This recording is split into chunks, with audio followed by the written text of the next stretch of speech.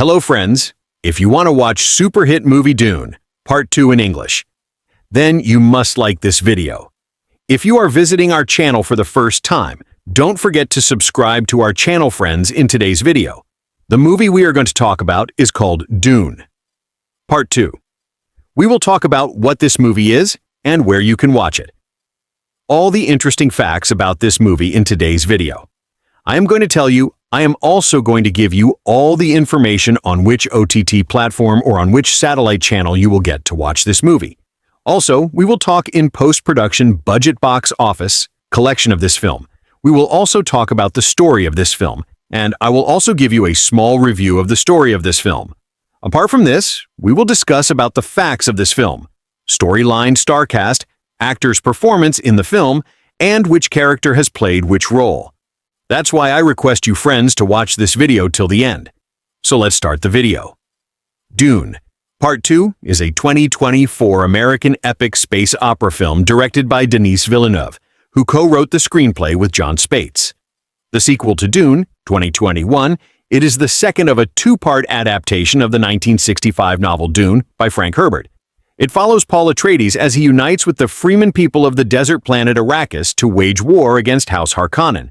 Timothée Chalamet, Zendaya, Rebecca Ferguson, Josh Brolin, Stellan Skarsgård, Dave Bautista, Charlotte Rampling, and Javier Bardem reprise their roles from the first film, with Austin Butler, Florence Pugh, Christopher Walken, and Léa Seydoux joining the cast. Development began after Legendary Entertainment acquired film and television rights for the Dune franchise in 2016. Villeneuve signed on as director in 2017, intending to make a two-part adaptation of the novel due to its complexity. Production contracts were only secured for the first film before the second film was greenlit by Legendary in October 2021, subject to the success of the first. Principal photography took place in Budapest, Italy, Jordan, and Abu Dhabi between July and December 2022. Delayed from a November 2023 release date due to the 2023 Hollywood labor disputes. Dune, Part 2, premiered at the Auditorio Nacional in Mexico City on February 6, 2024. It was released in the United States on March 1st to positive reviews and grossed $714 million worldwide, surpassing its predecessor and becoming the seventh highest-grossing film of 2024. It received numerous accolades, including being named one of the top 10 films of 2024 by the American Film Institute. It received 5 nominations at the 97th Academy Awards, including Best Picture, winning Best Sound and Best Visual Effects. It also won 2 BAFTAs for Best Sound and Best Special Visual Effects, and received 2 nominations at the 82nd Golden Globe Awards, including Best Motion Picture, Drama. A third film, based on Herbert's 1969 novel Dune Messiah, is in development and scheduled to be released in 2026. Plot. Following the defeat of House Atreides by House Harkonnen, Princess Irulan, daughter of the Padishah Emperor Shaddam IV, records in her journal her father's betrayal of the Atreides.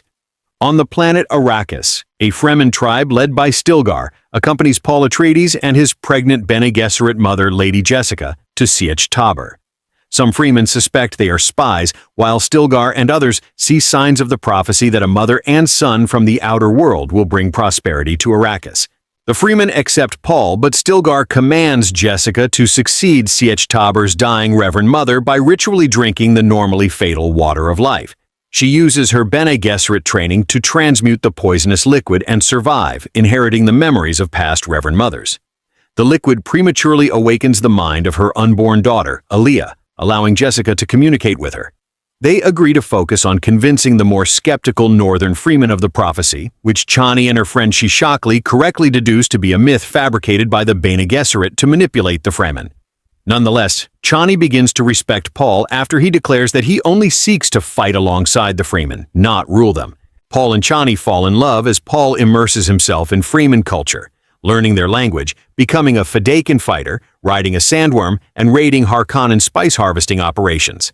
Paul adopts the Freeman names Usul, Transaltish, the strength of a pillar, and Muad'Dib, Transaltesis, kangaroo mouse. Due to the continuing spice raids, Baron Vladimir Harkonnen installs his cunning and sadistic nephew Feyd-Rautha as Arrakis' ruler.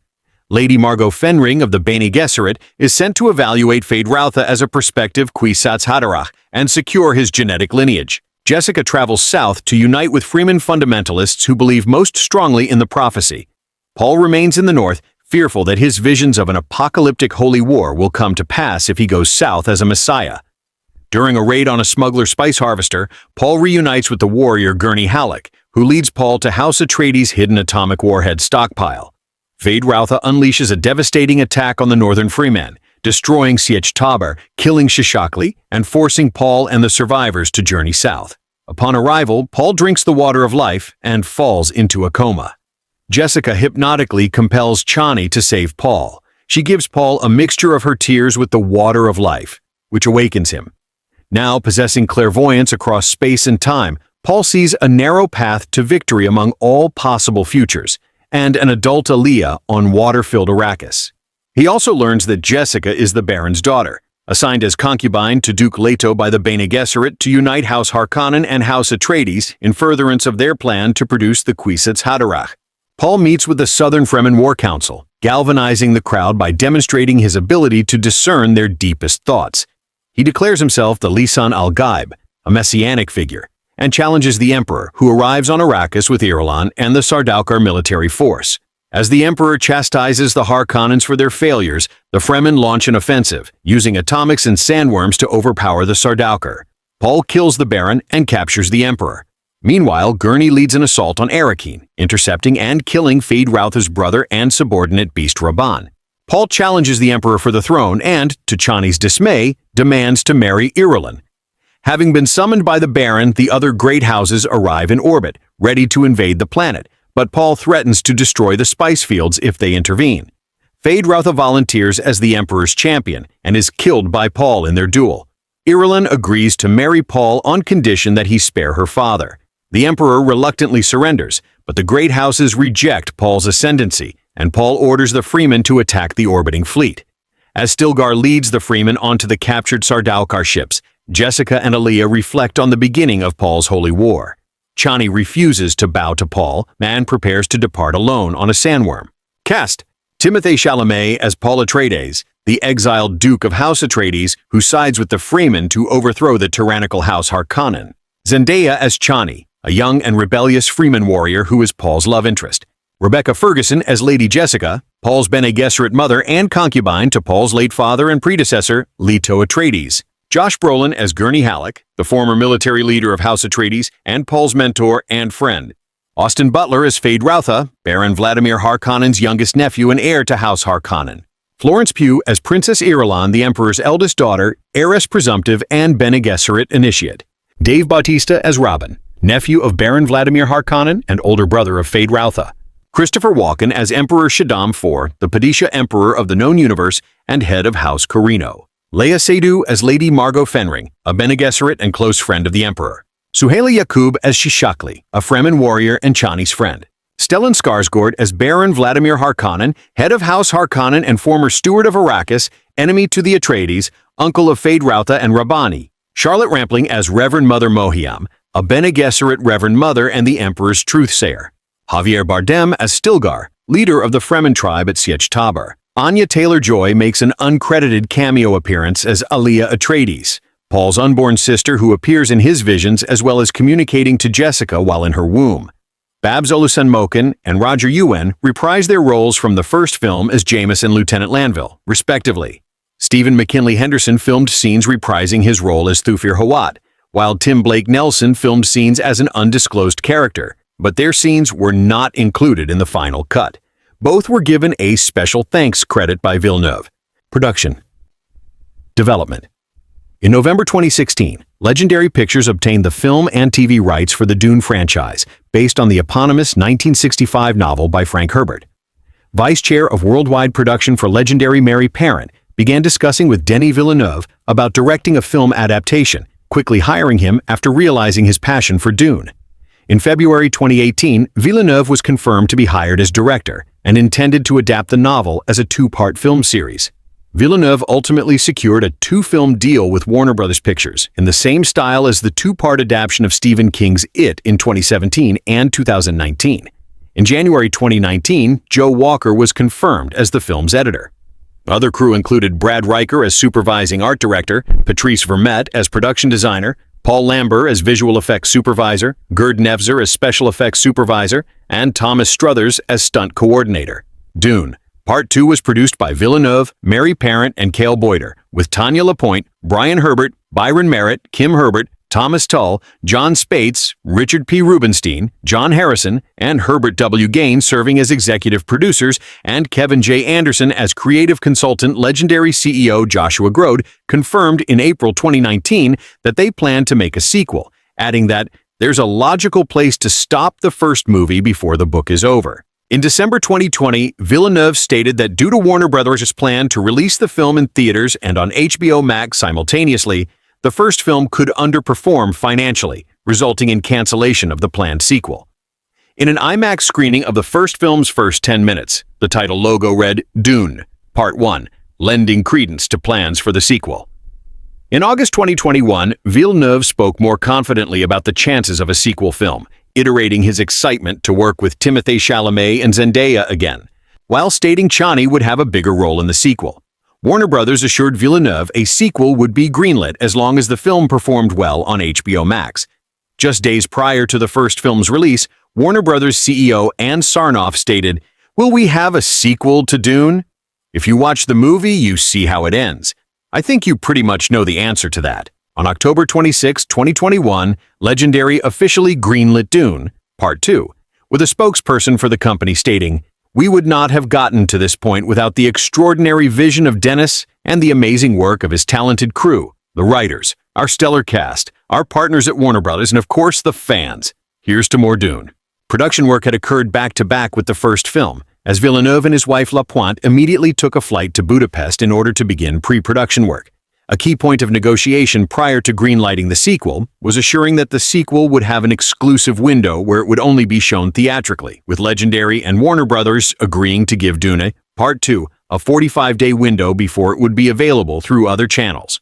Villeneuve said this theatrical exclusivity was a non-negotiable condition, and that the theatrical experience is at the very heart of the cinematic language for me. With Dune Part 2 being greenlit, Villeneuve said that his primary concern was to complete the filming as soon as possible, with the earliest he expected to start in the last quarter of 2022. He noted that production would be expedited by the work already done for the first film. Writing Eric Roth was hired to co-write the screenplay in April 2017 for the Dune films, and John Spates was later confirmed to be co-writing the script alongside Roth and Villeneuve. Game of Thrones language creator David Peterson was confirmed to be developing languages for the film in April 2019. Villeneuve and Peterson had created the Chakobza language, which was used by actors on set. In November 2019, Spates stepped down as showrunner for Dune, Prophecy to focus on Dune, Part 2. In June 2020, Greg Fraser said, "It's a fully formed story in itself with places to go. It's a fully standalone epic film that people will get a lot out of when they see it." Between the release of Dune and the confirmation of Dune, Part 2, Villeneuve started working the script in a way that production could begin immediately once the film was greenlit. By February 2021, Roth created a full treatment for the sequel, with writing beginning that August. He confirmed that Fade Routha would appear in the film, and stated he will be a very important character. In March 2022, Villeneuve had mostly finished writing the screenplay. Craig Mazin and Roth wrote additional literary material for the film. Villeneuve stated that the film would continue directly from the first, and specifically described it as being the second part. He described the film as being an epic war movie, adding that while the first film was more contemplative, the second would feature more action. Villeneuve sought to anchor the movie to the characters, primarily Paul and Chani. With the two featured in an epic love story between them, Villeneuve described them as the epicenter of the story. Zendaya initially found difficulty in creating dialogue, commenting that it was funny trying to figure out in this futuristic space talk, like, how do they flirt? Chalamet also added that Paul would be heavily influenced by Chani, serving as his moral compass. Paul becomes deeply embedded in Fremen culture, developing a closer bond with Stilgar, who becomes his surrogate father figure and mentor, while tensions emerge between Chani and Lady Jessica, as Chani is aware that Jessica's schemes negatively impact the Fremen.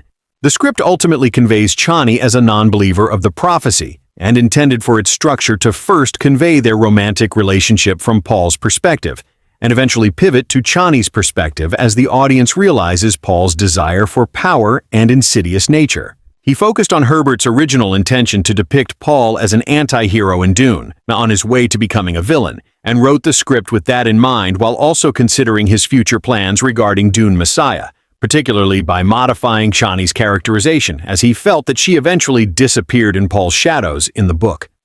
Feeling he had the benefit of time in doing so, Villeneuve decided to use all the elements of Paul's character arc and play them a bit differently in order to establish his eventual transformation into a villainous figure and becoming what he was trying to fight against. He expanded the role of Chani and Lady Jessica from the novel, and interpreted Chani as being a critique of power. When envisioning the sandworm sequence, Villeneuve primarily relied upon his own drawings and storyboards, as he felt the book did not contain adequate descriptions. He later cited it as being one of his favorite scenes in the film. When writing Paul's character arc, he considered Paul as transforming from a humble figure to a dark messianic figure, and took inspiration from Katsuhiro Otomo's Akira, 1988, when designing the storyboards. Villeneuve felt the film's ending was more tragic than that of the book, feeling that it adequately resolved Paul's storyline across the Dune films while setting up his character arc for a potential third film based on Dune Messiah, 1969. Following the first film, Baron Vladimir Harkonnen is described as being heavily debilitated and reliant upon being submerged in fluids, while focusing on choosing an heir, Glossu Beast Rabban or Feyd-Rautha, both his nephews. Rabban was regarded as being a bad strategist, while Feyd-Rautha is shown to be clever, cunning, and charismatic. Actor Austin Butler felt Feyd-Rautha's character served as flip sides of the same coin to Paul, as both had been involved in the Bene Gesserit's genetic breeding program. Butler opined that Feyd-Rautha's upbringing on Giedi Prime and self-care for his body explained his arrogance. Meanwhile, Villeneuve noted his psychopathic personality and brutality similar to that of an animal, contrasted with his code of honors and reverence for fighters. Lady Jessica is heavily traumatized by the death of Duke Leto, being compared to Paul as a survivor, and strategizing to realize the ambitions of the Bene Gesserit, who aim to fulfill their prophecy to maximize human potential, disregarding morality and ethics. There is additional focus on the political aspect, with Princess Irulan fearing that her father, Emperor Shaddam IV, will lose his throne due to his loss of influence over warring factions. During the sequence of Paul's consumption of the Water of Life, Villeneuve deliberately altered the time frame to depict an adult Aaliyah for a dramatic effect, and to highlight Aaliyah's unique birth. He and Spoits decided to compress the time for both the sequence and Lady Jessica's pregnancy in order to establish more narrative tension.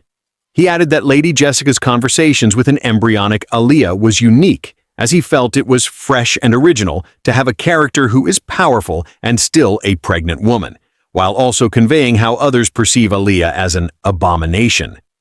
Like Chani and Lady Jessica, Villeneuve further developed Princess Irulan's character and motivations from the novel, with actress Florence Pugh noting her reserved nature and intelligence. Casting.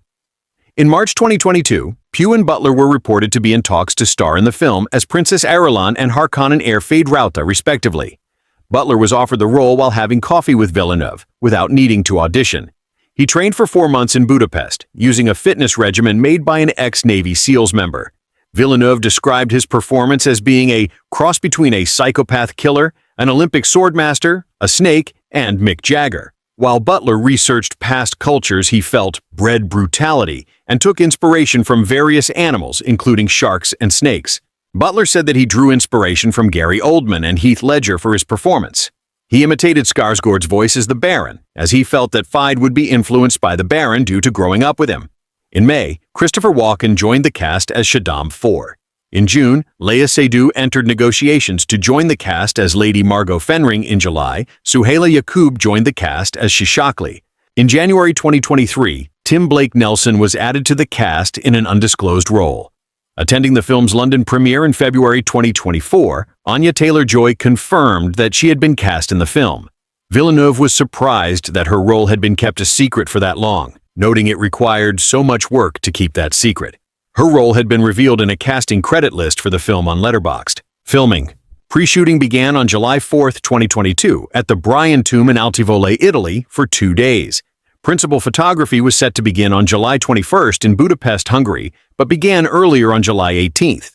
The film was entirely shot using Arri Alexa LF digital cameras, with new filming locations and sets being used to avoid repetition. In October 2022, Chalamet took a break from filming in order to attend the premiere of Bones and All 2022. The production team managed to shoot during the partial solar eclipse of October 25th and used the footage for the opening fight scene between Harkonnen and Fremen soldiers.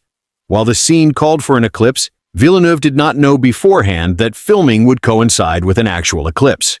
In order to ensure that the sun was behind Lady Jessica in a shot where she kills a Harkonnen soldier with a rock, cinematographer Greg Fraser calculated that the shot needed to be filmed at precisely 9:45 in the morning on November 3rd.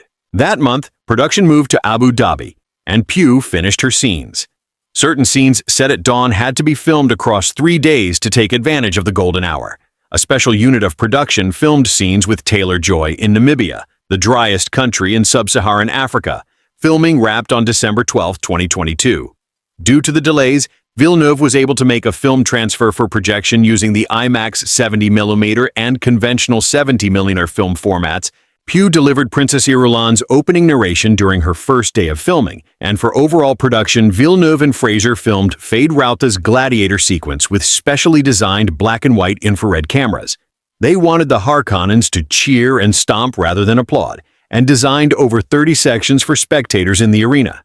Butler spent his first week on set filming the scene, while the set had very high temperatures that caused some people to faint. He also improvised his kiss scene with the Baron. For romantic scenes between Paul and Chani, the scenes were primarily filmed in remote locations in Jordan during the golden hour. The scenes were often filmed as quickly as possible, with only a 1-hour window being available. The scene of Paul's sandworm ride was filmed practically on a production unit, separate from the main one, led by producer Tanya Lapointe and a special team. Chalamet filmed his scenes on a platform meant to imitate a portion of the sandworm, with gripping devices serving as the reference for the Fremen hooks. An industrial fan blew sand on set to emulate the desert climate. Chalamet estimated the scene took over 3 months to film, with individual shoots occurring over a span of 20-30 minutes. As the actual sandworm was not built and there were no reference shots, the production team designed a small portion of the worm on set, and the actors had to physically visualize and imitate riding the sandworm. Butler and Chalamet separately trained with a Kali instructor in Los Angeles for the climactic battle between Paul and Feyd-Rautha. They were excited to do the scene and immediately began practicing once they later met in Budapest. They performed the scene by themselves, including for wide camera shots. Chalamet delivers the monologue entirely in Chicopsa. Ferguson cited Lady Jessica undergoing the Reverend Mother process as her favorite scene, working with contortionists for the scene and comparing it to an Exorcist film. Music Hans Zimmer returned to compose the film's score after doing so for the previous film. Zimmer had composed over 90 minutes of music prior to the announcement of the film to help give Villeneuve inspiration when writing. 2 singles were released on February 15, 2024 by Water Tower Music, titled A Time of Quiet Between the Storms and Harvester Attack. The full soundtrack album was released on February 23rd. Marketing: a teaser trailer for Dune.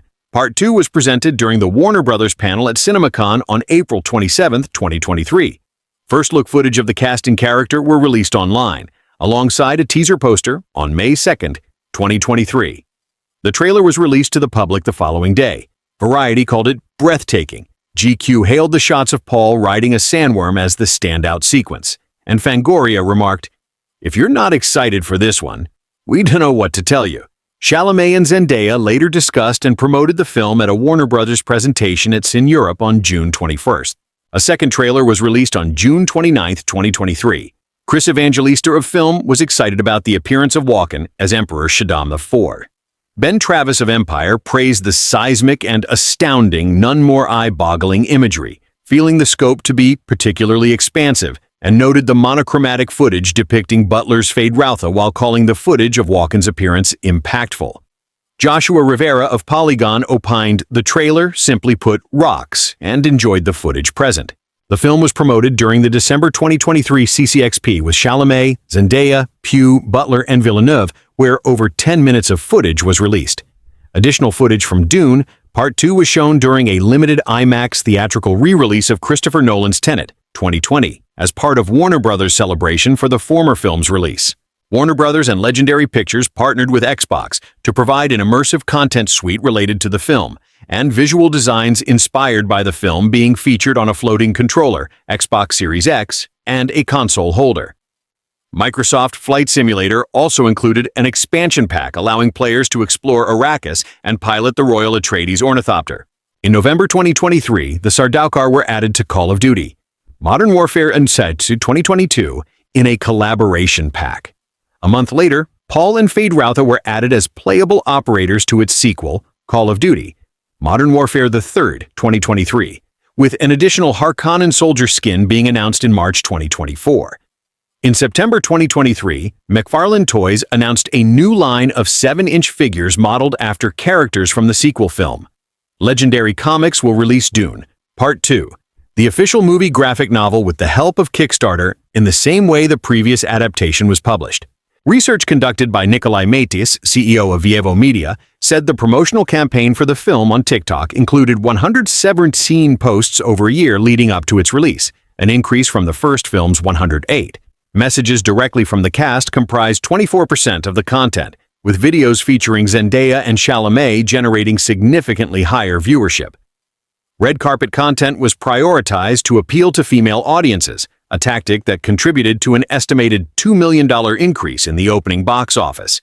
According to the marketing research company Fanbox, 57% of TikTok users are female, and hashtags such as #Zendaya have garnered billions of views, leading the core audience for Dune to grow significantly, with a 67.5% increase overall from 2.6 million to 8 million and an 84% increase among superfans. Promotion in Japan also included a collaboration with Mobile Suit Gundam Seed, specifically their Freedom film. The collaboration featured an alternate version of Dune, Part 2's movie poster featuring Lacus Clyne, voiced by Rie Tanaka in the original, and Stephanie Sheh in the English-dubbed version, and Kira Yamato in place of Chani and Paul, respectively. Popcorn Bucket Meme. In January 2024, images of a forthcoming Dune-themed popcorn bucket from AMC Theaters went viral and became an internet meme after its sandworm-inspired design was compared to an artificial vagina. Reactions to the bucket received millions of views on the social network TikTok. Bars and jokes about it were featured on U.S. late-night television, including a musical sketch on Saturday Night Live with cast members Marcelo Hernandez, Devin Walker, Bowen Yang, and episode host Ayo Edebiri. The extensive online attention paid to the bucket led the media to ask much of Dune, Part 2's main cast, for their reactions. Denis Villeneuve said that the bucket was an insane marketing idea that brought a lot of laughter and joy. Griffin Newman in the New York Times chalked up the bucket's appeal to the magic alchemy that results from an object that so many people become perversely fascinated by. The product was one of several popcorn buckets AMC had designed and released alongside recent films, including character heads for Spider-Man, Across the Spider-Verse, and burn books for Mean Girls.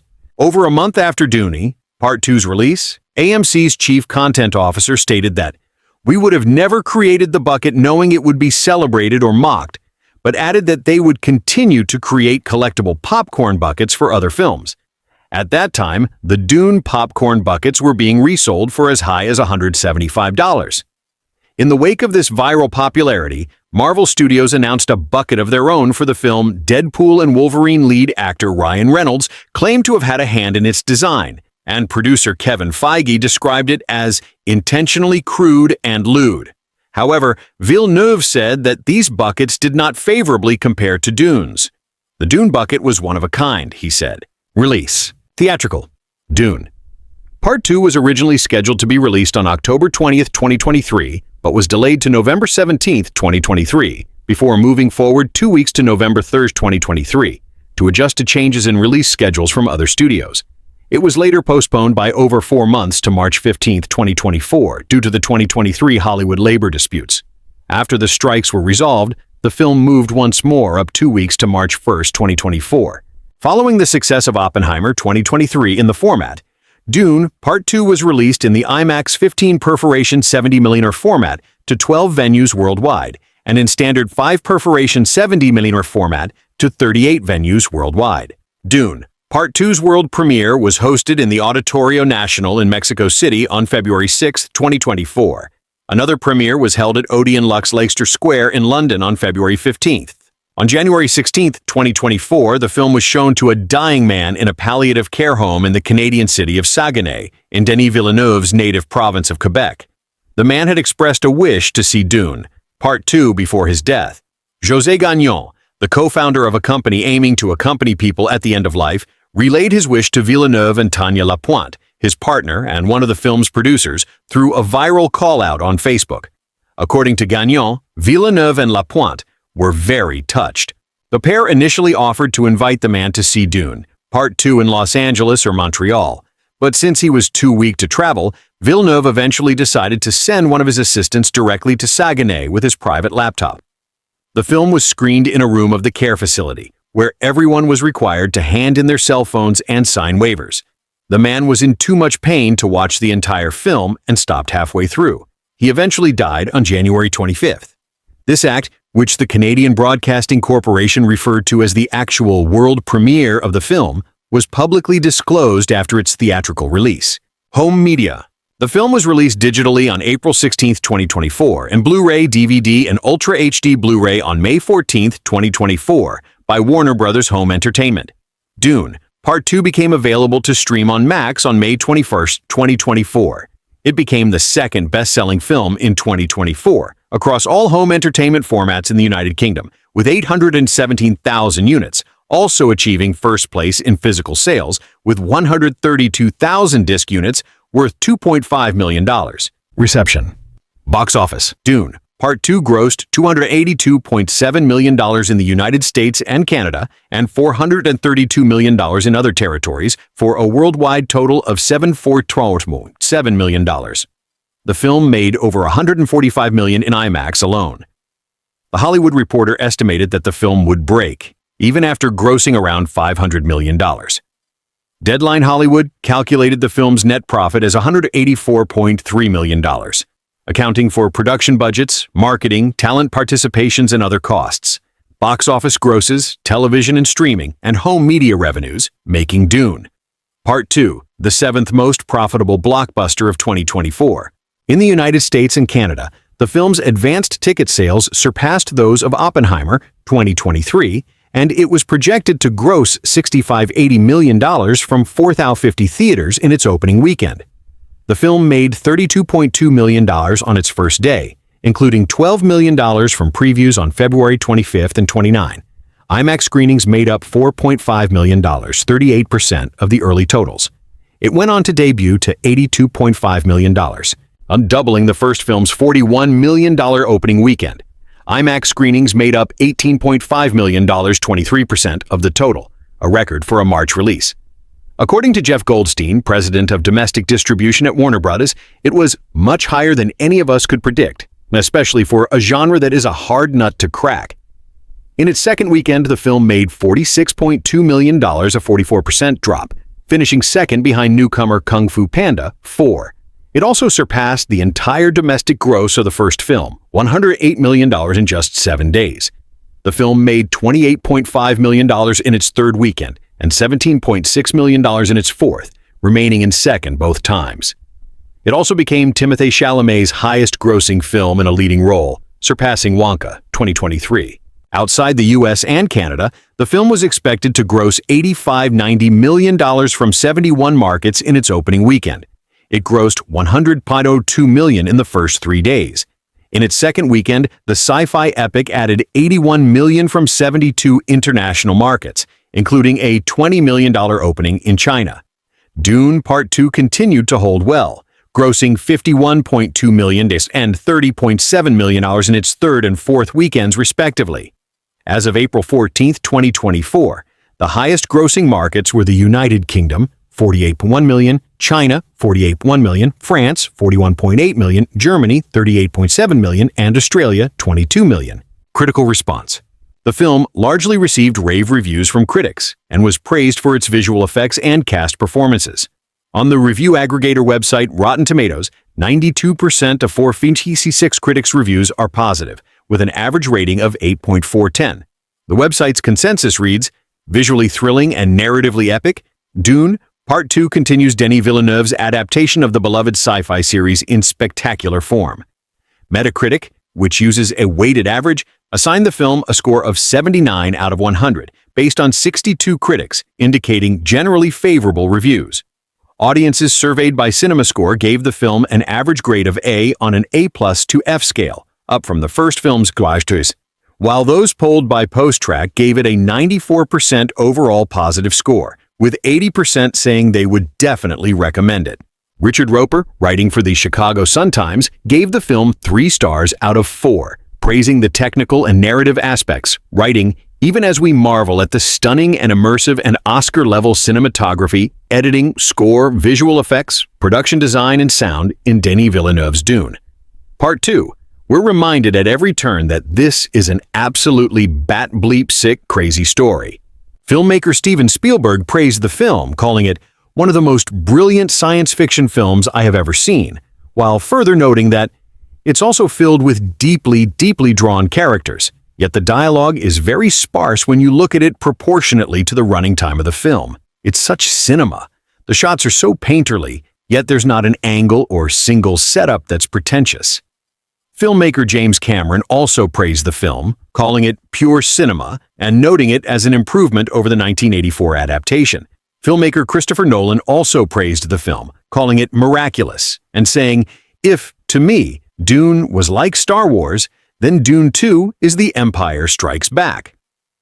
Other filmmakers, including Edward Berger, Francis Ford Coppola, Adam Elliott, Jeff Fowler, Reynaldo Marcus Green, Luca Guadagnino, Max Hechtman, David Lowery, Nicholas Stoller, and Gintz Zilbalodis, cited it as among their favorite films of 2024. In June 2025, IndieWire ranked the film at number 95 on its list of the 100 best movies of the 2020s so far. Other reviews were more mixed. In The Hollywood Reporter, Lovia Gyarki praised the film's technical aspects and performances, but found it failed to fully adapt the book's nuance on themes such as imperialism. Nicholas Barber wrote for the BBC that the film is one of the most jaw-droppingly weird pieces of art house psychedelia ever to come from a major studio, finding the film's grand scale made up for its issues. At the more negative end, Noah Berlatsky, writing for CNN, judged that the film had failed to present an effective anti-colonial vision by still being centered around Paul's destiny, despite an increased voice of opposition from Chani. Some commentators have criticized the film for failing to adequately deal with the original book's Middle East and North Africa, MENA influences, or otherwise incorporate enough representation from the region. Furva Shah, writing for the UK edition of Cosmopolitan, said she felt frustrated as a Muslim viewer, criticizing the film for a lack of MENA casting among the leads despite the use of the region's culture and superficial use of Islam. The New Arab's Hannah Flint also criticized the use of Arab and Islamic cultural items and lack of MENA casting, though did praise that of Swiss-Tunisian actress Suhaila Yacoub as a win for Arab representation. Stephen D. Greydanis in U.S. Catholic gives a contrasting view of the film's religious inspirations, noting that the film draws from a number of Abrahamic religions for the purpose of critiquing faith itself, while also noting the spiritualization of ecological concerns through the Freeman and an implicit pro-life resonance through the development of Jessica's unborn daughter as a real character. Accolades. Main article, List of accolades received by Dune. Part 2. Future. Villeneuve has expressed interest in making a third film based on Dune Messiah, the second novel in the series, noting that the possibility for the film depended on the success of Dune. Part 2. Spates stated in March 2022 that Villeneuve had plans for a third film as well as the television spin-off series Dune Prophecy. In August 2023, Villeneuve said the third film would serve as the conclusion of a trilogy. He began developing a script in 2023.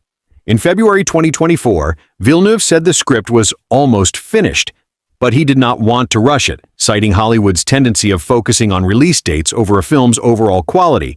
"I want to make sure that if we go back there a third time, I want it to be good, and I want it to be even better than Part 2. Villeneuve also considered waiting a few years for Chalamet to grow older, given that Dune Messiah is set 12 years after the events of the original novel. Ahead of Dune, Part 2's release, Zimmer revealed he was already writing music for a third film after Villeneuve came in and wordlessly put a copy of Dune Messiah on his desk. In April 2024, it was reported that Villeneuve and Legendary had officially begun development on the third film. Villeneuve has said that Messiah would be his final Dune film, and said in September 2024, It would be a good idea for me to make sure that in Messiah there are the seeds in the project if someone wants to do something else afterwards, because they are beautiful books. They are more difficult to adapt. They become more and more esoteric. It's a bit more tricky to adapt, but I'm not closing the door. I will not do it myself, but it could happen with someone else. Filming on the sequel is expected to begin in summer 2025 with a scheduled release on December 18, 2026. According to Deadline Hollywood, Nakoa Wolf Momoa and Ida Brooke were cast as Leto's second Atreides and Ghanima Atreides. The word that will likely be used most often to describe Denis Villeneuve's Dune Part 2 is massive. Expect a whole lot of variations on the words epic and spectacle too. Whatever big words you apply to the result, Villeneuve undeniably did not approach Frank Herbert's beloved sci-fi novel with modest aspirations, and it's his ambition, along with the top tier of behind-the-scenes craftspeople with whom he collaborated, that have paid off in this superior follow-up to the Oscar-winning 2021 film. While that beloved blockbuster often felt like half a film, Dune Part 2 locates significantly higher stakes on Arrakis, while injecting just enough humor and nuanced themes about power and fanaticism to flavor the old-fashioned storytelling. More than a simple savior or chosen one story, Dune Part 2 is a robust piece of filmmaking, a reminder that this kind of broad-scale blockbuster can be done with artistry and flair. Dune's Part 2 picks up so closely on the heels of the first film that the Fremen are still transporting the body of Jamis, Babs Olusanmoken, home again after he was bested in the fight with Paul Atreides, Timothée Chalamet. After the massacre of House Atreides, Paul chose to go with the Fremen, much to the consternation of his mother Jessica, Rebecca Ferguson. Thinking both Paul and Jessica were taken by the desert and all hopped up on violence after destroying the Atreides interlopers, House Harkonnen amplifies its attack on the Fremen, leading to a few remarkably staged battles between the warriors and soldiers. Villeneuve and his team deftly fill the first hour with battle sequences that counter the firepower of the Harkonnen military and the Fremen tribal combatants, who often literally emerge from the earth to destroy them. Bodies fall from the sky as enormous ships burst into flames in a way that feels nearly operatic. Amidst the chaos, Dave Bautista cannily sketches Rabban Harkonnen as a wartime leader who is in way over his bald head, while Stellan Skarsgård leans even harder into a sort of blend between Nosferatu and Jabba the Hutt. As the battle between the Fremen and the Harkonnens for control of Arrakis serves as the backdrop for Dune Part 2, Paul's arc from nervous young man at the beginning of the first film to potential leader plays out in the foreground.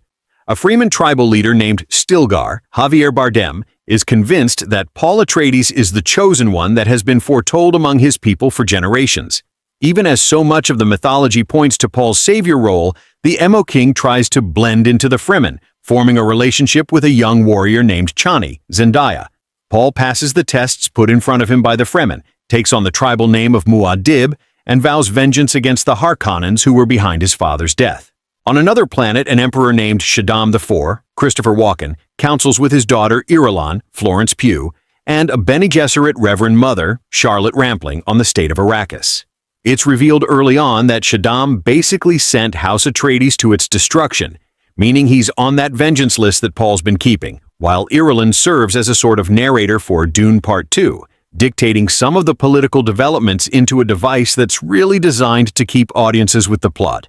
If the interstellar politics aren't enough, writers Villeneuve and John Spates inject a nice dose of religious fanaticism for the inevitable think pieces too.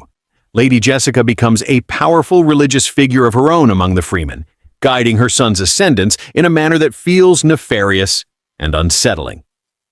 Dune, Part 2, is not a traditional hero's journey, in that it's constantly questioning if being led by an outsider from another culture is the right move. Chani sure doesn't think so, and Zendaya subtly finds notes to make viewers wonder what a happy ending would be for these characters. As Jessica and Paul learn more about Fremen history and culture, they threaten not to lead it as much as dismantle and own it. There's a big difference. While the plotting in Part 2 is undeniably richer than the first film, its greatest assets are once again on a craft level. Greg Fraser, who won the Oscar for cinematography the first time, tops his work there with stunning use of color and light. It's in the manner the sun hits Chalamet's face at a certain angle, or the wildly different palettes that differentiate the Harkonnens and the Fremen. The browns and blues of the desert culture don't feel arid as much as grounded and tactile, while the Harkonnen world is so devoid of color that it's often literally black and white. Even what look like fireworks pop like someone throwing colorless paint at a wall. Hans Zimmer's Oscar-winning score felt a bit overdone to me in the first film, but he smartly differentiates the cultures here, finding more metallic sounds for the cold Harkonnens to balance against the heated score for the Fremen. Finally, the effects and sound design feel denser this time, and the fight choreography reminds one how poorly this has been done in other blockbuster films. As for performers, Chalamet is likely to be the most divisive element, often feeling a bit flat for someone believed to be the Neo of this world. However, those choices add up in a way that makes thematic sense, enhancing the uncertainty of Paul's rise. Zendaya is solid, although she lacks chemistry with Chalamet that would have helped. But it's Ferguson's slippery performance, and Bardem's playful one that really add flavors here that weren't in the first outing. Finally, Austin Butler leans hard into the exaggerated role of Feyd-Rautha, playing the sociopathic nephew of the Baron with all the scenery-chewing intensity that a character like this needs to work, finding the emotional void to balance out against Chalamet's tempestuous inner monologue. Dune Part 2 has been compared to The Empire Strikes Back in the run-up to its release. And that's not quite right. The better comparison is The Lord of the Rings, The Two Towers, another film that built on what we knew about the characters from the first film, added a few new ones, and really amplified a sense of continuous battle and danger. Like both films, a third chapter feels inevitable. Critics will have to come up with a new synonym for massive. The second part of Denis Villeneuve's monumental Dune adaptation lands with a sternum-juddering crash. It's another shroom of a film, an epic sci-fi hallucination whose images speak of fascism and imperialism, of guerrilla resistance and romance. Villeneuve's adaptation of Frank Herbert's 1965 novel, working with co-writer John Spates, draws on David Lean, George Lucas, and Ridley Scott's Gladiator in the, perhaps inevitable, mega stadium combat scene with the tiny billions of CGI crowds in the bleachers. But he really has made it all his own. Secular political cruelty meets indigenous people's struggle in those vast, mysterious planetscapes. The sound design throbs and drones in this film's bloodstream, lending a queasy frisson to its extraordinary visual spectacle and the recurrent horror fetish BDSM chic which appears to govern so much intergalactic wrongdoer style. My only reservation is that some of the momentum that the first part had built up has been lost since that movie was released more than 2 years ago. Those outside the existing Dune fan base could feel that the ending does not deliver the resounding closure to which we all might, maybe naively, consider ourselves entitled to at the end of 330 minutes total screen time. And the final eventful moments of the film feel a bit rushed, as if Shakespeare had decided to shrink Henry VI Part 3 into a zappy coda to go at the end of Part 2. None of that damages the film's flair and staggering display. We begin with another extraordinary and surreal desert battle scene with the invented technological detail that is so commanding and distinctly scary as if we are witnessing a post-human evolutionary development. The signature design touches are presented with absolute confidence. In any other film, those black nasal tubes would look odd, especially when the two leads are expected to kiss while wearing them. Here you accept it. We are on the planet Arrakis, with its hugely lucrative mineral resource of spice, under the hideously corrupt Harkonnen rule, having brought off a duplicitous coup against the Atreides family, to whom the Emperor had assigned administration rights. The Harkonnens are the gruesome Baron, Stellan Skarsgård, and his creepy nephews Beast Rabban, Dave Bautista, and the even creepier Feyd-Rautha, played by Austin Butler. The charismatic Paul, Timothée Chalamet, is still gallantly fighting with the Fremen insurgency, in love with Chani, Zendaya, and considered by warrior Stilgar, Javier Bardem, to be their messiah. But Paul's mother Jessica, Rebecca Ferguson, part of the occult Bene Gesserit sisterhood, is with him also, taking her own place in the Fremen power structure. A great reckoning between the Fremen and the Harkonnen is approaching, and between Paul and the Emperor and his daughter, Princess Irulan. These latter are slightly perfunctory roles for Christopher Walken and Florence Pugh. It's a panorama of shimmering strangeness, now expanded to include a bigger cast, with Léa Seydoux on classically feline and insinuating form as the Bene Gesserit initiate Lady Margot Fenring, and a tiny, almost subliminal cameo for Anya Taylor-Joy. As before, the second Dune film is superb at showing us an entire created world, a distinct and now unmistakable universe, which will probably be much imitated. A triumph for cinematographer Greg Fraser and production designer Patrice Vermette. Hans Zimmer's score provides exactly the right tone, at once plangent and grandiose. Villeneuve shows such ambition and boldness here, and a real filmmaking language.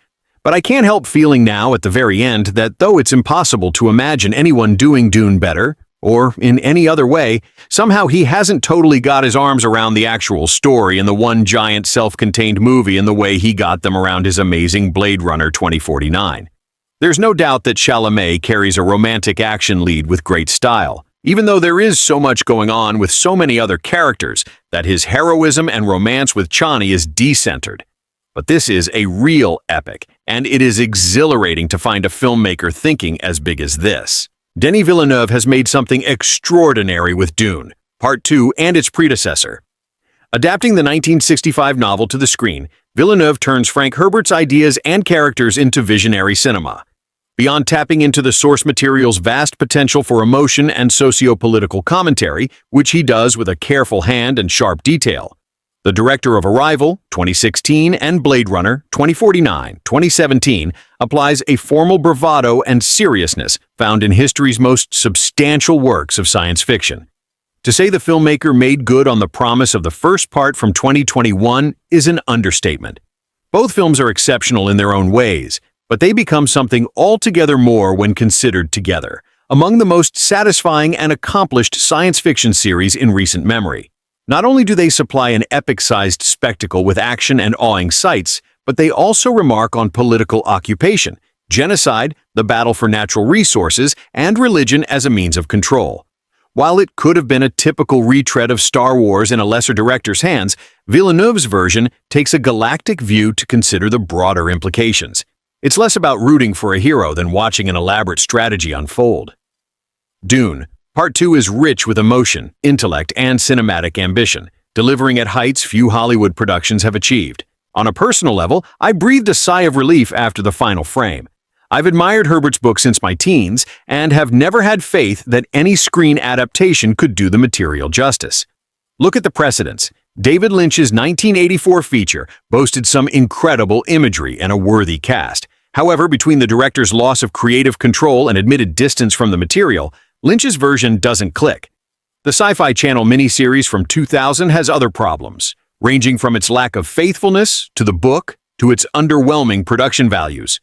Not even Alejandro Jodorowsky's unmade version of Dune, detailed in the 2013 documentary, sounded inspiring since the filmmaker seemed more interested in extravagances than Herbert's themes. Still, when Villeneuve's first part was released in 2021, the sequel had not yet been greenlit. I approached with perhaps too much caution, not wanting to invest myself or build expectations should the sequel go unmade or not stick the landing. Watching the second half, all of my concerns faded away, and I found myself immersed in Herbert's world again, seeing moments from the book on screen just as my mind's eye had seen them as a reader. That's just one aspect of Villeneuve's genius, his ability to conjure images from the text and visualize what Herbert wrote. And similar to Herbert's book, Villeneuve's version considers the transfer of power from an almost critical distance. Although it's tempting to view Paul Atreides, Timothée Chalamet, excellent, the Messiah of the Fremen Desert people, through the lens of the traditional hero's journey, the monomyth narrative pattern written about in Joseph Campbell's The Hero with a Thousand Faces, 1949, it's perhaps more rewarding to view the events with a Bene Gesserit perspective. In other words, not from the subjective perspective of Paul's rise to power and fulfillment of prophecy, becoming what the so-called witches deem the Kwisatz Haderach or Muad'Dib as the Fremen know him. Paul goes by many names and titles, but his rebellion on Arrakis and the subsequent seizing of the Emperor's throne feel like chess moves in a larger game. The screenplay by Villeneuve and John Spates considers a long line of maneuvers, so while the audience hopes for Paul to rise, there's an underlying sense that he is less a hero than another ruler, exploiter, and political force using religion as a means to acquire power.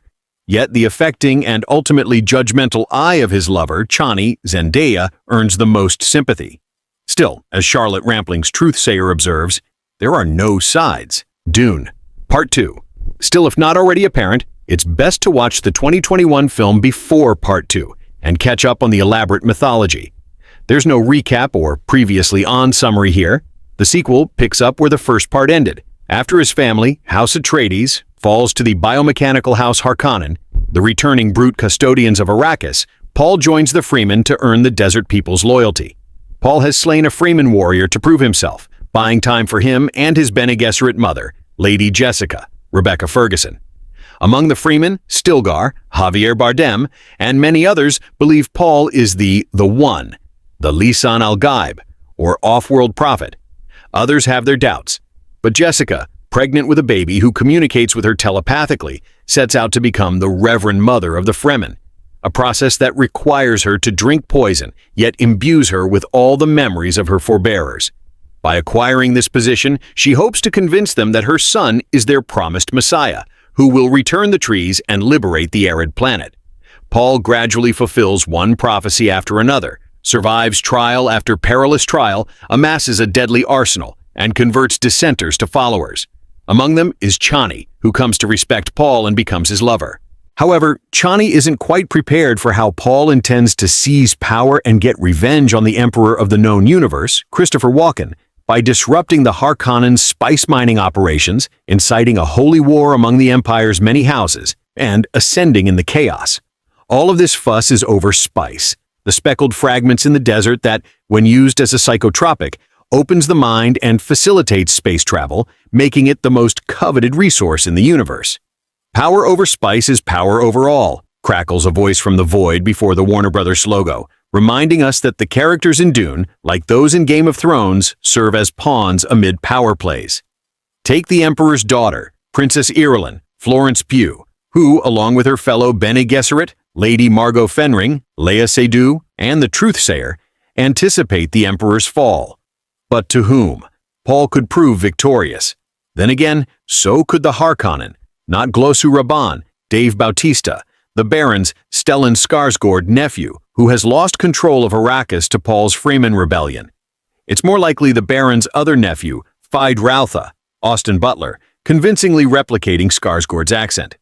Lady Margot moves the Feyd-Rautha piece into place despite believing him psychotic, which he is, and ensures his bloodline should he prove victorious against Paul. While the Dune saga might play like a space opera at times, with pregnancies and revelations about Paul and Jessica's true bloodline, Villeneuve embraces Herbert's themes about religion as an exploitable belief system to serve political gain. The book and film draw from humanity's historical struggles over resources such as oil and land, with parallels between Paul's adoption of the Fremen's ways and T.E. Lawrence's immersion into the Arab Rebellion during the First World War.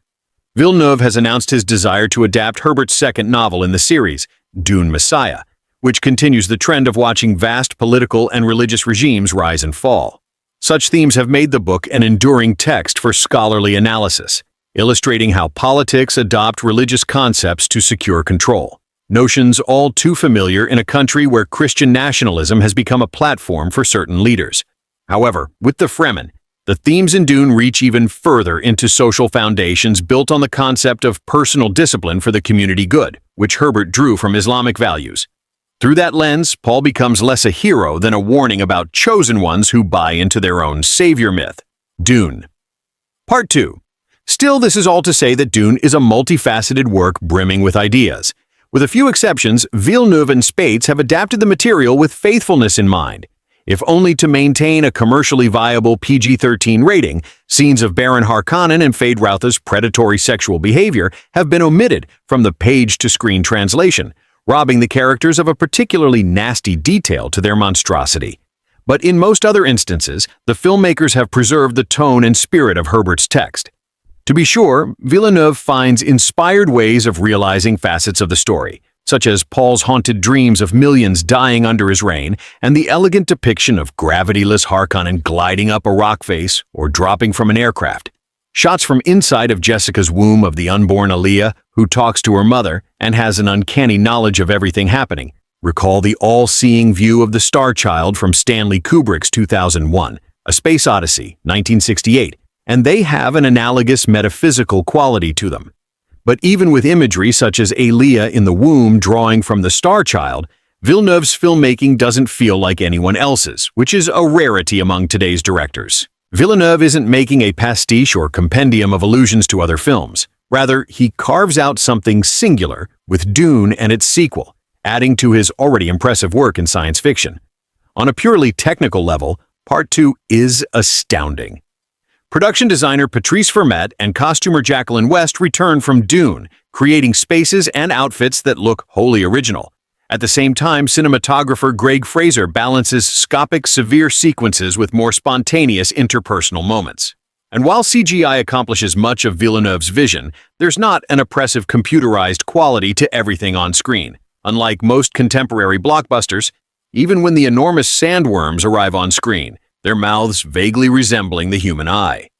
Villeneuve shot many of the exteriors in Abu Dhabi and Jordan, but other sequences rely on CGI. A black and white sequence under the black sun of Giedi Prime, the Harkonnen home planet, delivers a convincing arena with special effects. Not even Hans Zimmer's music reverberating through the viewer's chest feels like the typical Hollywood score. It's otherworldly and hypnotic, yet it supports the thrilling aspects of the story with guitar riffs. Most of these technical areas earned the 2021 film its 6 Oscar wins, and the sequel deserves the same attention. It's also worth noting how the stellar cast, one of the most stacked ensembles in recent film history, disappears into their roles effortlessly, thanks to the strength of Villeneuve's storytelling. Dune. Part 2 further proves that a popcorn-munching, $150 million-plus production doesn't need to be mindless entertainment. Rather, it can be cerebral, passionate, and challenging. Villeneuve already proved as much with Dune, not to mention Arrival and Blade Runner 2049. He doubles down with the sequel, which may shock viewers who expect to follow Paul on a heroic rise to power. The audience may root for Paul at the moment because the Harkonnen look like an awful alternative. But is Paul any better? Through Chani's eyes, who knows Paul's doubts and strategy more intimately than anyone, except perhaps Jessica, she sees the opportunism and scheming by the proposed leader, who so shrewdly chose the name Muad'Dib after a spry kangaroo mouse that can make its own water. But Chani sees through all that. You want to control people? Tell them a Messiah will come. They'll wait for centuries, she tells him early on. The Bene Gesserit know this to be true. So does Paul, yet he cannot help but follow the path laid out for him. As I grappled with these ideas after the sequel, I must acknowledge my complete immersion into the film's world. I was engaged on every level. Fitting for what must be one of the greatest science fiction epics of all time. After walking out of Dune, I felt assured that Denis Villeneuve's vision of Arrakis and Paul Atreides couldn't be topped. Villeneuve did what many failed to do, adapt the unadaptable. With Dune. Part 2, though, it's about sticking the landing for that adaptation. Part 2 achieves the impossible by fully realizing Villeneuve and author Frank Herbert's vision, but nothing is perfect. Part 2 offers a lot more on the visual cinematic front, with impressive visuals and a fantastic score. However, where it struggles is with its widening scope. The larger cast and a dive deeper into the mythos of the story creates some issues, especially if you're stepping into the story as just a casual movie watcher. While Part 2 is impressive on multiple fronts, it doesn't make it to the finish line without stumbling first. Part 2 picks up mere hours after the first movie and follows Paul, Timothée Chalamet, and his mother, Jessica, Rebecca Ferguson, as they adjust to their new normal now living among the unfamiliar freemen in the vast deserts of Arrakis. Paul learns from both Stilgar, Javier Bardem, and Chani, Zendaya, about how to navigate the desert as Jessica continues to fuel the belief that Paul is the Messiah. Meanwhile, Baron Harkonnen, Stellan Skarsgård, oversees his new control of Arrakis as it mines the precious and valuable spice. When his nephew, Beast Rabban, Dave Bautista, fails to fight off the attacking Freemen and obtain command of the planet, the Baron sends in his other nephew, the sadistic Fade Routha, a perfectly menacing Austin Butler, to the planet in his place. On top of all of that, we also meet Princess Irulan, a fleeting Florence Pugh, the daughter of the Emperor, an enigmatic and restrained Christopher Walken, who played a large part in the fall of House Atreides. Part of the problem with Part 2 was always going to arise when tackling Dune. With the expansion of the world comes more characters. Where we mainly circled the Atreides family in Part 1, the second part not only throws us into the world of the Fremen, but also introduces more Bene Gesserits, more Harkonnens, and the Emperor and his family. If you're familiar with the Dune book series, you'll know that these characters are quite important and need to have their time on screen. But if you're not familiar with the books, you might be wondering why there's a new character popping up on screen every few minutes. Similarly, the scope has widened. While before it was merely about arriving and understanding Arrakis, Part 2 deals with the beginnings of a holy war, perpetuating a prophecy, and taking over an entire galaxy. This is where the story begins to deal with the larger concepts at the heart of Dune, and for someone coming in for the first time, this can all be very daunting. For those who indulge in complicated world-building and love to explore new fantasy universes, Part 2 goes deeper than ever before, and warrants a second viewing to get all the details. But for more casual viewers, all those extra details might just end up falling by the wayside as incomprehensible. As the world expands, Part 2 is somehow both too long of a movie and too short. It became clear to me that if television shows had the budgets that movies had, these two movies would have been better served as a multi-episode series rather than two massive films. In one instance, when Paul is first learning how to survive in the desert with the Fremen, we might expect the film to go through a montage of endurance and inner strength. Instead, it cuts immediately from him preparing to face this challenge to his success a vague number of days later. These cuts make sense given the long runtime of the film, but weaken the narrative with an inconsistent timeline and achievements that are unearned. Newly introduced characters like Princess Irulan or Feyd-Rautha barely have any personality beyond the trope they are meant to embody. Irulan acts as a privileged and emotionally distant figure who serves partially as a narrator. And though we get glimpses into Feyd-Rautha's psychology in his time on his home planet, there is little depth to the character who simply acts as an agent of cruelty and domination. Despite marketing leaning heavily on Florence Pugh and Austin Butler's star power, much like Dune, Part 1's Zendaya, they are in less of the movie than you might think. In his attempt to cover the totality of Dune, Villeneuve must pack in all the universe building that exists in Frank Herbert's books while also trying to tell a compelling story. There are scenes where one character must explain in detail an aspect of the universe to the other for the benefit of the audience. The result is a film that is heavy in exposition. It isn't until the final third of the movie that we rush toward the conclusion of the narrative. Up until then, the pacing of the film is inconsistent, leading to a feeling of aimlessness. It's clear halfway through that this is not the end of Villeneuve's storytelling. He is setting the stage for future installments of the franchise, and it's hard to tell at this point if his gamble will pay off. However, more time in the desert means more time on the sandworms, and that turns this film into a full-on spectacle to witness. While we might have only gotten a glimpse of the sandworm riding in Part 1, Part 2 triples down on them. The special effects are magnificent and a masterpiece of filmmaking. Watching Paul Master riding the Shai-Hulud, as they are called in Arrakis, is a heart-pounding experience, and the masterful sound editing in Part 2 is a major contributor to this as well. Villeneuve takes us into the sandstorm, putting us in Paul's shoes as he struggles to ride the massive beast, throwing the viewer into confusion and disarray with the movement of the camera. It is only after pulling away that we see his triumph from the eyes of the fellow Fremen. It's an exhilarating experience made better through the different perspectives Villeneuve employs. While I had my criticisms of Part 1's sound editing and soundtrack with its loud female vocals that sounded off like an alarm in every other scene, Part 2 finds a perfect harmony in the visual and the oral. The action sequences are also a delight to watch. Whether we're on the Harkonnen planet, bathed in black and white, and among the crowd of cheering fans in a gladiatorial stadium, or watching from the ground on Arrakeen as three monstrous sandworms come barreling toward us through a haboob accompanied by thousands of Fremen, it's impossible to capture the immense scale of these scenes on a small screen. One of the highlights of the first film was the first attack on Arrakeen, where Villeneuve matched sweeping shots of the planet with close encounters between characters within the palace. The same exists here in a parallel, as we watch the Fremen launch their attack on the Harkonnen in wide shots that linger over the city to show the scale of the battle. Within the palace, the setting sun behind Paul and Feyd-Rautha as they fight makes it look like they're on fire. As much chaos as there is on the ground, there is tense control held by these two men in their fight to the death. Unlike most big-budget movies today, Villeneuve doesn't employ heavy cutting that confuses the viewer as to where the characters are. Instead, the way the camera lingers during fight sequences ratchets up the tension during the one-on-one face-off.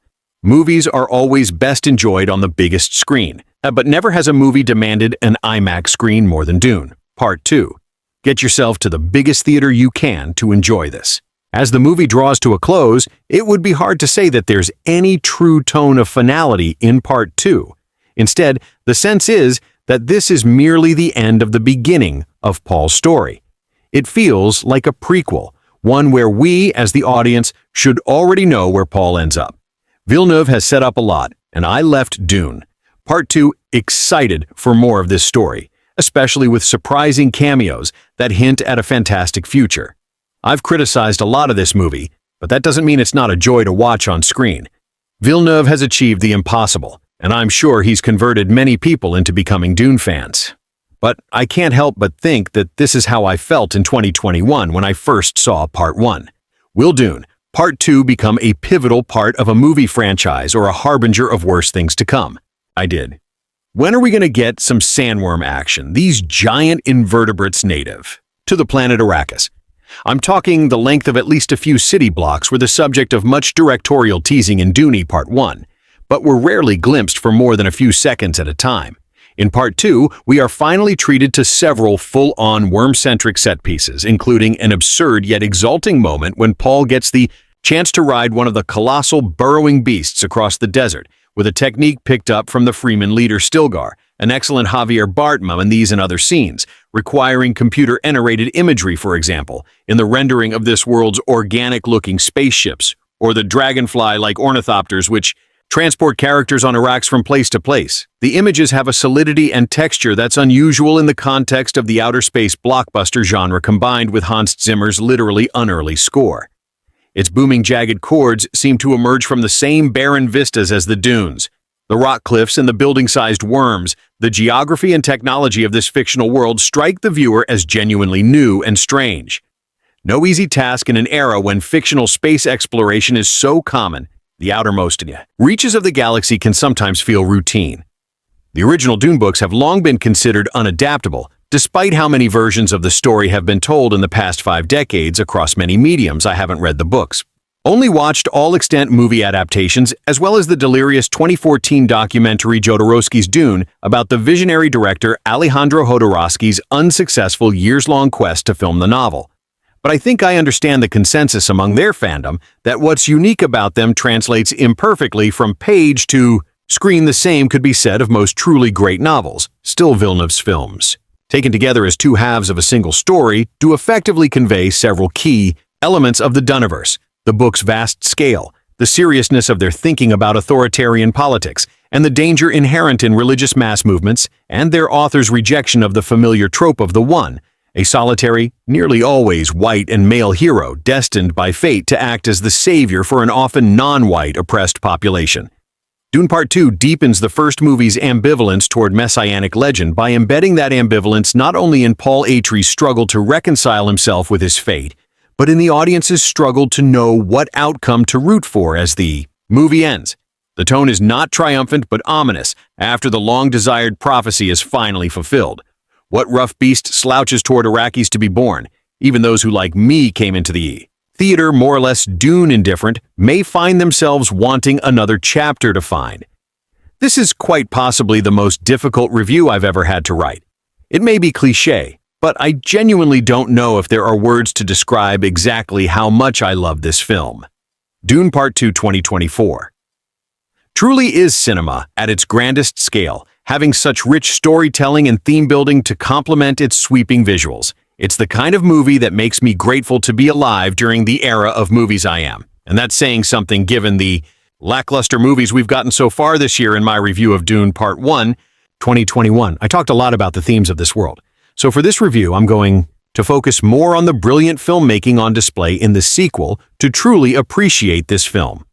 In all its glory, you need to view it in an IMAX theater, given that you are able to seeing the brilliant spectacles on the biggest screen possible was mind-blowing at some points, especially during the scenes with sandworms in them. It felt like I was on a roller coaster. But it wasn't only the scale that had my mouth permanently gaped, but also the amount of creativity that went into each shot. There's a sequence in the very beginning where the Harkonnens are hunting down the Freeman, and the whole sequence has an orange filter over it. It's small but impactful choices like this that really make the visuals pop off the screen. And this may be one of the best movies I've ever seen.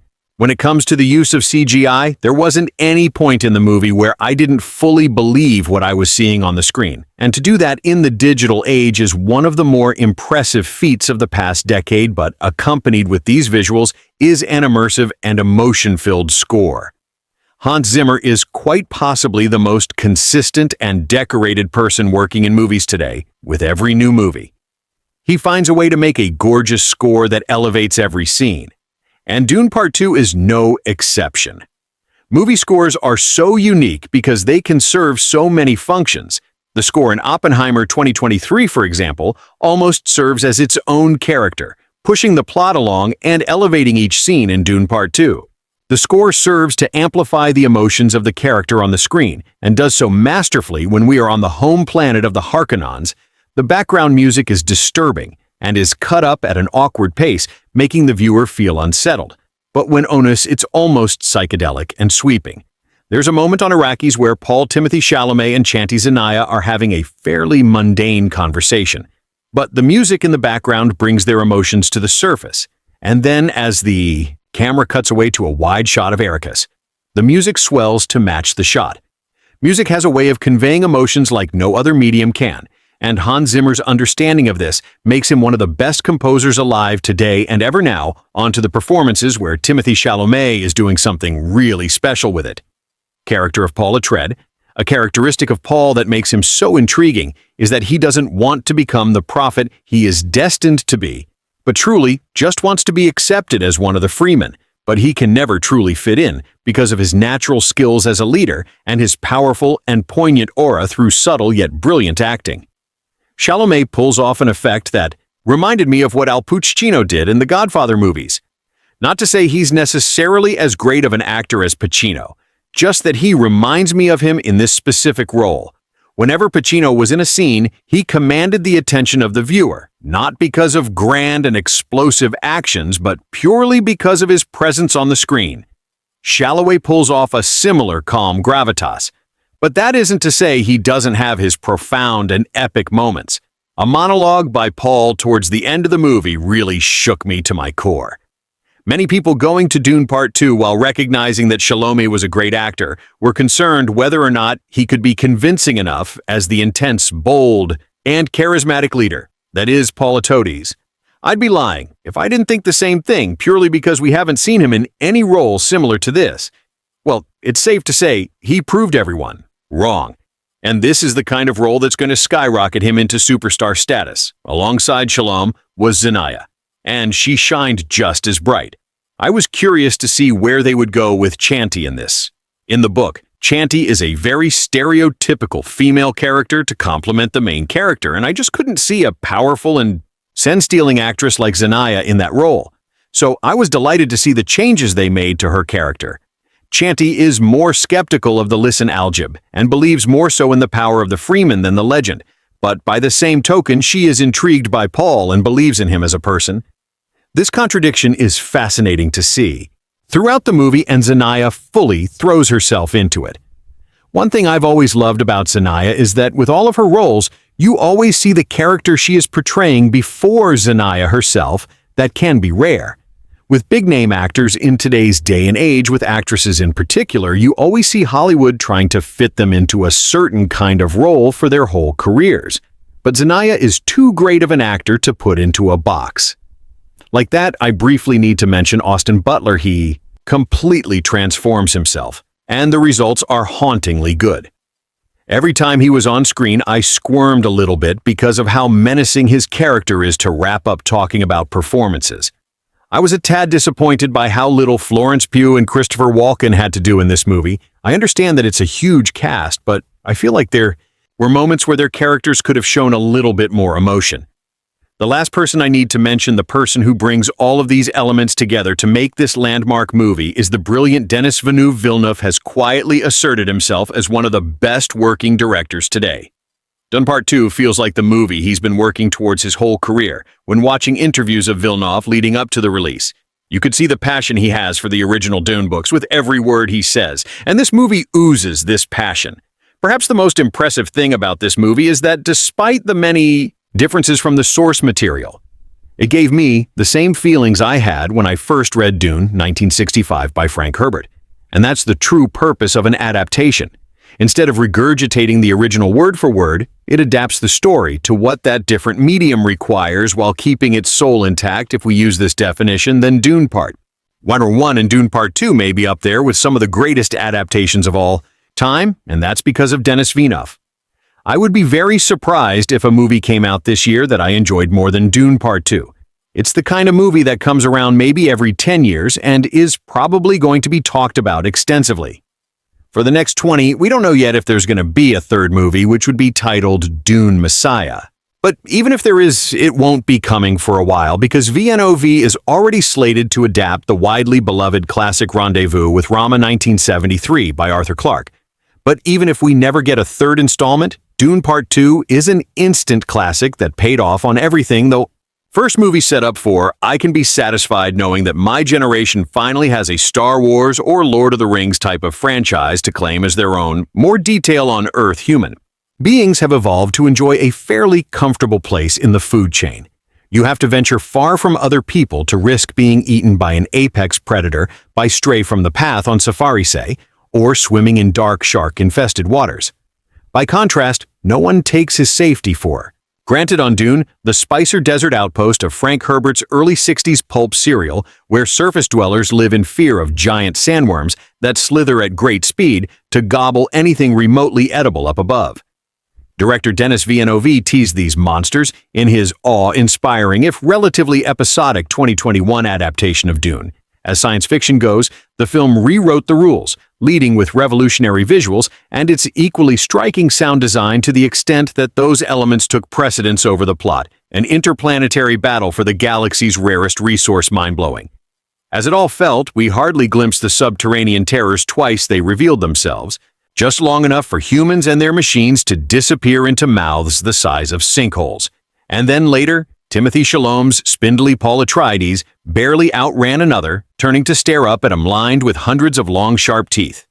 The sandworms are back in Dune, Part 2. Just one of the many dramatic payoffs Villeneuve strategically withheld till the other side of a 2-year intermission. Whatever you do, don't mistake this follow-up for a sequel. It's the second half of a saga which Villeneuve has hinted about wanting to carry through a third installment, provided Part 2 earns enough for him to keep going. Like Christopher Nolan.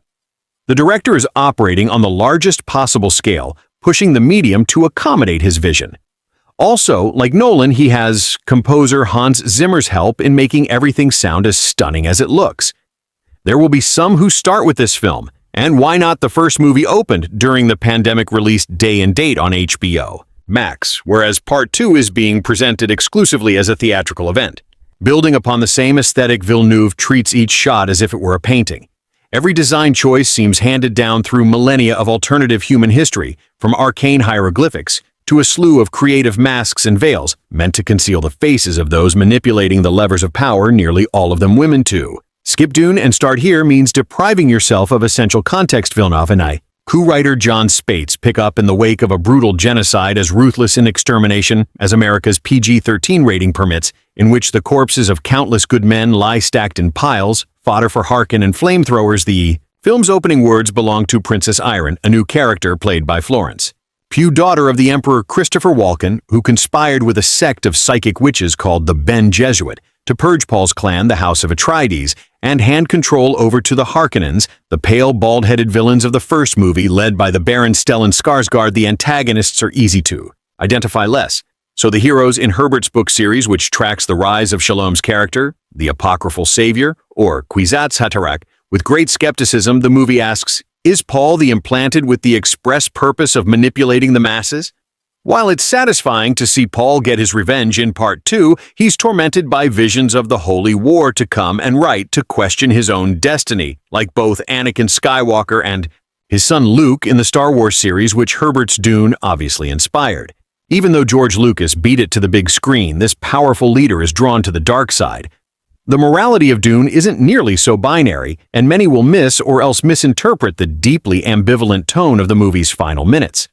What looks like triumph could well be a turn for the worse. No one would fault you for struggling to keep things straight on the remote, water-starved planet otherwise known as Dune. Practically everything here has two names. For this is a world of diametrically opposed peoples with competing languages, some guttural, like the deep, unsettling blast that barks.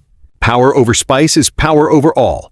Before the shield-like Warner Brothers logo even appears, others silent, communicated via hand signs. Herbert's dense novel can be a daunting slog for the average reader who can't tell a sandworm from a sartor, which is one of the reasons VNOV's approach felt like such a breakthrough. It pared the mythology down to something manageable, serving up visceral action set pieces at regular intervals. The movie airdropped audiences in a world where foreign customs, politics, and technology had long been established, never letting the complexity of those elements slow down the storytelling.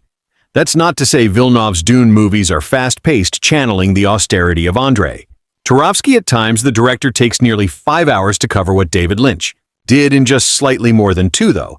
Iconic in some respects, the now badly dated 1984 version barely etched the surface of Herbert's concerns. If Part 2 feels slow in places, it's because VNOV takes time to develop the connection between characters, as in a handful of scenes dedicated to Freeman warrior Cheney Zendaya and Paul aka Muad'Dib or Usul, whose undeniable attraction doesn't align with Jessica's plans for her son.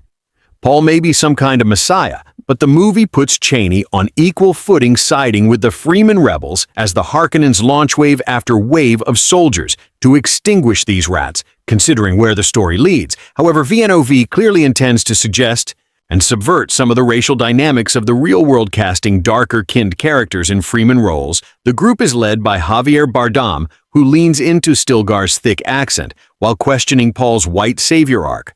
Stilgar himself is Paul's most enthusiastic follower, putting him through several exciting tests, which include riding a sandworm and drinking the toxic blue water of life. Those trials engage largely because VNOV invests equal time in Paul's emotional evolution, reflected in the night and day transformation between the calm, young man seen at the beginning of Dune and the assertive, even domineering persona Shallow puts forth in this film. Villeneuve works closely with DP Greg Fraser to orchestrate striking contrasts, cutting between light and dark, wide macro views of Sunskis and more intimate close-ups, even going so far as to check in on the fetus Jessica is carrying. In one prophetic flash forward, Paul stands face-to-face with his sister, played by an uncredited Anna Taylor-Joy, though the events of the film take place entirely before her birth. The more significant new character here is the Nabaron Fadrata, a hairless Austin Butler, assuming the role made iconic by Sting, his teeth blackened behind a diabolical smile, unlike his uncle who's constantly soaking his bloated body in oily spa treatments. The ferocious Kenobar appears to have been chiseled out of marble, gleaming white during the gladiator match that marks one of the film's high points, given Fadrata's own proximity to power. It's no wonder the Bene Gesserit, especially Charlotte Rampling's Reverend Mother, position him as a rival prospect in their own shadow games. Audiences spoiled by TV series such as The Sopranos, Succession, and Game of Thrones, which juggled intricate strategizing with explosive confrontations over runs of many years, will find in Villeneuve's multi-part saga a satisfaction few films can offer. It's an enormous gamble given the expense of creating at this scale, and a vote of confidence in cinema, which still hasn't recovered to the pre-pandemic level at play when the franchise was conceived. The fate of far more than Ayus's riding on Dune. Sure, we're 8,000 years in the future on planets far, far away. Earth seems to have been all but forgotten. But our protagonist, Paul Atreides, is a young man with white skin, scion of a feudalistic, colonialistic lord played by a white American actor of European extraction. The character is from a world that is distinctly Scottish-flavored. He inspires the free men, the oppressed indigenous brown-skinned Muslim-esque peoples of the desert Middle Eastern planet Iraqis, and as depicted here, more a collective mass than individual people to rise up against their oppressors. The Harkonnens, who are other literally white-kinned feudalistic colonials Iraqis, is home to the spice that is required for interstellar navigation. The spice is this civilization's oil, and unlike in our 21st century reality, the people sitting on the incredibly valuable, incredibly essential natural resource are not the ones who benefit from it. Dune is Lawrence of Arabia, if good. Oh, well, he headed out there after World War II when car culture started booming, instead of during World War I. Arguments have been made that Dune, the series of novels by Frank Herbert that began in the 1960s, the first of which is the basis for 2021's Dune, and now Dune Part 2 from Kakwa. Filmmaker Denis Villeneuve is in fact a critique of the white savior narrative, but that only gets us so far. I posted this comment in response to a reader bringing up. But it's a critique, though, following my review of 2021's Dune. Whether the prophecy that helps install Paul in his white savior role is real or not is beside the point. White Western? Menwether Herbert and VNOV think it's plausible that indigenous people would accept an outsider who just happens to look more like a white Western man than he does like those indigenous people as their salvation. Even if you want to take Dune as a critique of the idea of the white savior, and again, there's no hint of that in this movie, we can still question that critique being structured, as it is a far more potent critique of the white savior narrative might center. The Freeman perhaps put someone like Zendaya's Freeman warrior Chaney in the protagonist role. Why can't she have a hero's journey rather than Paul? But that's not the book that Herbert wrote. And if Villeneuve wants to adhere closely to the novel, Paul as savior is the story we are stuck with. Dune is one of the biggest selling novels of all time, not just in the science fiction genre, but of any stripe, with a devoted fan base that would surely be cheesed off by too much divergence from the text. So perhaps there will come a day when fanboys don't too. It is not this day. So now we have the back half of Villeneuve's Blade Runner 2049 Arrival adaptation of the first Dune novel. Does it offer any critique of the white savior trope? I don't see it. Paul is unquestionably a white savior. Most of the Freemen accept him as their savior, and while there is critique of cultural appropriation, more on that in a bit, it's also arguably a problem that the primary Freeman characters here, Chaney and Javier Bardem Stilgar, are not played by actors of MENA Middle Eastern and North African background. It's not that Zendaya Spider-Man Homecoming and Bardem Everybody Knows Mother aren't terrific. Of course they are, and they look more the part than could have been the case. There are white Westerners in these roles in David Lynch's 1984 adaptation of the book, for instance. But it's a problem that a movie that purports to critique colonialism kind of looks like a good example of colonialism even in the woke 2020s. That said, Paul is appropriately not a good guy in the eyes of anyone, except maybe the Freeman. This is in keeping with the books. There are no genuine good guys here. Maybe Chaney could be considered such. She is, at least, clear-eyed about what is going on with Paul. And the Freeman Dune Part 2 is a warning about demagoguery, about the use of religion as a tool to control the masses. This warning, as VNOV deploys it, is blatant, ridiculously over the top. But given the times we are living in with populist fascism and fundamentalist religious springing up everywhere, and no, I'm not talking about anything Muslim, over the top feels like it might be necessary to get some thick-headed numbskulls to see it. Dune 2 is a genuinely terrifying movie, though it sneaks up on you, even if you are an open-minded, politically aware soul, already attuned to the horrific going down in our real 2020s world. Partly it's terrifying because obviously so many people, including the artists making blockbuster movies, can see what's happening to us all, and yet we seem to be collectively incapable of stopping it. Young Paul Atreides, Timothée Chalamet, Don't Look Up. Little Women, having survived the massacre of his house by house, Harkonnen in the first movie, is now living among the freemen in remote wastes of Iraqis, trying to prove to them that he is more than a spoiled prinkling and genuinely wants to promote their independence from galactic occupiers. Why does he want this? Is it just revenge justice for his father? Duke Leto, these questions are part of the thorniness that is Paul Atreides. This means he has to contend with a prophecy that suggests that he may be the liberator long foretold, who will release the freemen from the shackles of those stealing the sweet spice from under their literal feet. Some of the freemen, such as the older Stilgar, have fallen under Paul's inadvertent spell. Others, including Chaney and her young friends. Not so much Villeneuve, who adapted Herbert's book with screenwriter John Spates. Passenger's Doctor Strange gives us a lot of truly lovely stuff as he depicts life among the freemen. I found it beautiful.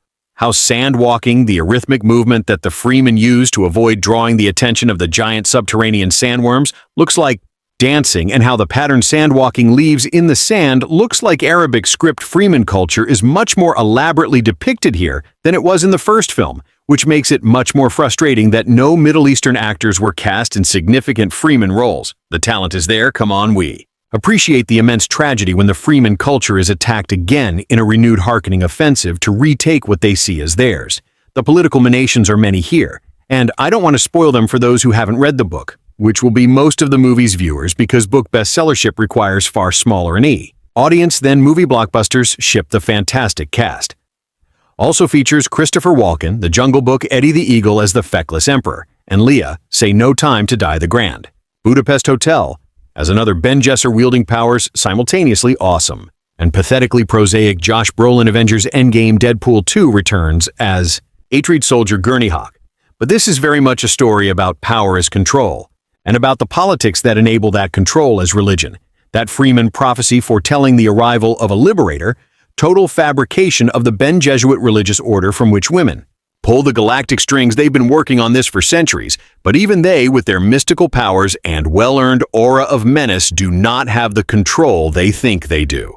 Dune 2 is ugly and outrageous and brutal and cynical, and it hits square in the social plexus of the horrifying real-world 2024 milieu in which we all exist, which slightly softens all the white savior cultural appropriation stuff. This movie, while not perfect, has important to say that must be heard again. Villeneuve's hand with it all is an elegant sledgehammer, bashing us around the head about things we should already be able to see for ourselves, but clearly can't or won't. It's like this as the cruel slug-like asterisk Baron Harkonnen, Stellan Skarsgård Borg versus McEnroe are kind of traitor vice to regain his control of Iraqis. He removes his Iraqis' lieutenantship from one nephew beast, Rabin Dave Bautista, knock at the cabin. My spy, and hands it to another Fedratha Austin Butler aliens in the attic. When she hears of this, the Emperor's daughter, Princess Iron Florence Pugh, Oppenheimer Black Widow, is appalled. But he's psychotic. She objects, and the first thing that sprang to mind for me was, but aren't they all's depiction of the Harkonnen homeworld? GD Prime will make your blood run cold? We meet Fedratha as his uncle grants him a gladiatorial battle in a brutalist stadium to prove his mettle before the populace. It's fixed. Of course, the other combatants are drugged, and it's some real Lenny Riefenstahl. Bad enough, but GD Prime basks in the sickening glow of a black sun, and cinematographer Greg Fraser shoots this, not in a creamy, dreamy black and white, but in a kind of infrared, which leaches color and is simply stomach-churningly wrong, the kind of wrong that screams human beings should not be living in this kind of natural environment. And no wonder the Harkonnens are such awful people. Oh, and Black Sun is definitely a Nazi thing, but it isn't only the Harkonnens who are psychotic. Paul and his mother, Lady Jessica Rebecca. Ferguson reminiscence. Dr. Sleep by now aren't much better of Ben Gesserit. Priestess, she accepts the role of Reverend Mother among the Freemen, and she leans hard into the job, tattooing her face with Freeman symbols that represent the prophecy as the least of it. It's more white savior crap. Why would the Freemen want an outsider as their spiritual leader? She doesn't even understand their culture has to be taught about it, but Villeneuve also leans hard into showing how deeply wrong what Jessica is doing is in the first film. She seemed a sympathetic character, defying the Ben Jesuit leadership in the form of the calculating Reverend Mother Moham Charlotte Rampling, the little stranger Red Sparrow, and throwing a spanner into their plan to manipulate the powerful men who rule the galaxy. It's complicated, but as part of the Ben Arrett long game, she was supposed to have a daughter by Leto. Not the son that Paul is the sex of her child was under her control. Ben Arrett workarounds for that come into play here. Now, though it seems that it wasn't galactic fascism, she objected to merely the particular flavor of it that would have excluded Paul with a path in sight to grab power for her son. She's suddenly all for it, are we the audience? Suddenly all for it, it as well. Dune 2 is a long movie, and it revels in that it's seductive, it sucks, you in, gets you on Paul's side, as in the sequence when he calls a sandworm to ride for the first time to demonstrate his worthiness as a member of Freeman Society. It is big, bold, grand myth-making stuff. The film prompts us to cheer his success, and it's tough not to. But I would like to think, and it's not that much of a stretch really, that Villeneuve is very desperately asking his audience to recognize the cognitive dissonance that many of us will come into this film with and possibly leave with. Can we see that this young man whom we reflexively applaud is actually, a tyrant in the making? And what do we do with that realization if we do come to it? Because one of the last images of Dune Part 2 is Paul rallying the Freemen for even bigger, bloodier battles to come, whether a presumed third film materializes or not. And while the visual details of it are quite different from the Nazis-esque rally on the Harkonnen homeworld, the colors are deceptively warm. For one, it is at its root exactly the same vile horror about the power of personality and propaganda to move masses.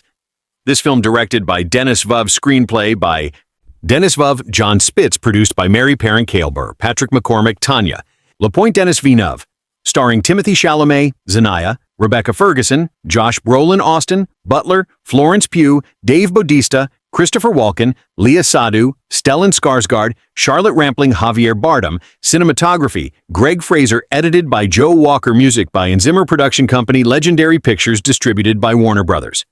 Pictures release dates February 6, 2024, March 1, 2024 in United States. Running time 166 minutes. Country, United States. Language, English. Budget, $190 million. Box office, $714.27 million. So, guys, this is the review of Dune movie and some information about it.